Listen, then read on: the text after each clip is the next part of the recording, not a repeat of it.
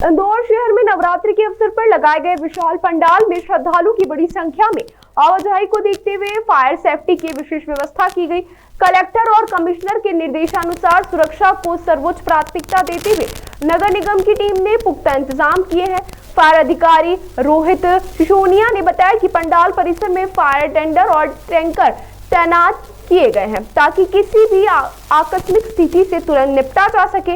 इसके अतिरिक्त चारों ओर पानी की उपलब्धता सुनिश्चित की गई है। पंडाल के भीतर और बाहर वॉलंटियर्स को विशेष प्रशिक्षण दिया गया।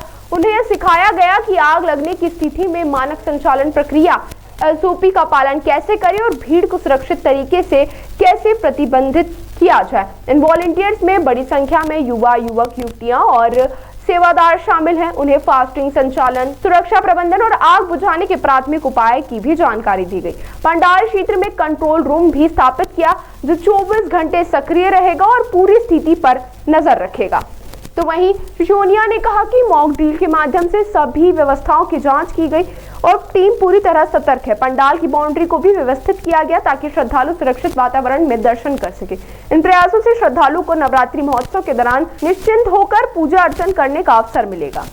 देखिए, जो जोन नंबर 21 में ये नवरात्रि के तौर पर जो पूरे टाइम चलने वाला एक बहुत बृहद स्तर पर एक पंडाल वहाँ लगा हुआ है, जहाँ पर विभिन्न जो हमारे ज्योतिर्लिंग हैं उनकी आकृतियाँ बनाई गई हैं और श्रद्धालु बहुत बड़ी संख्या में वहाँ जा रहे हैं।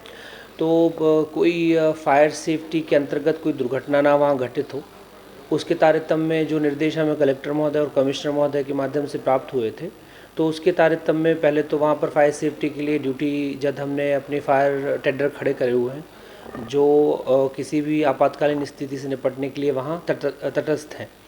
इसके अलावा हमने वहाँ पर वॉलंटियर्स की ट्रेनिंग कल करवाई थी और वॉलंटियर्स को हमने हैंड्स ऑन ट्रेनिंग दी गई थी कि कैसे यदि आग लगती है तो आप कैसे एसओपी फॉलो होना चाहिए, भीड़ को कैसे मैनेज करेंगे, फिर आपका जो फायर एक्सटिंग्विशर है वो आप कैसे संचालित करेंगे। उसके साथ साथ इन वॉलंटियर्स में बहुत ज़्यादा युवा बच्चे थे, युवा, युवती और युवक थे जिनको हमने 1-to-1 ट्रेनिंग दी। इसके अलावा पंडालों में जो सेवादार की ड्यूटी लगी है, जिन गार्ड्स की ड्यूटी लगी, उनको भी हमने उसको संचालन फायर एक्सटिंग्विशर कैसे संचालित करना चाहिए वो सिखाया। इसके साथ साथ हमारे चारों तरफ कोनों में हमारे टैंकर्स खड़े हुए हैं, जिस हिसाब से मान लीजिए पानी की रिक्वायरमेंट अगर टेंडर्स में पड़ा तो उनको रिफ़िल किया जा सके। इसके साथ साथ वहाँ पर फायर को देखते हुए कंट्रोल रूम बनाया गया है जो 24 घंटे वहाँ चलेगा और उसी के अंतर्गत हम तैयार हैं। कल हमने अच्छे से मॉक ड्रिल भी करवाई थी और यही इस मॉक ड्रिल का पर्पज़ था कि सब चीज़ें बहुत व्यवस्थित रहें और हमारी टीम वहाँ पर एक्टिव रहे।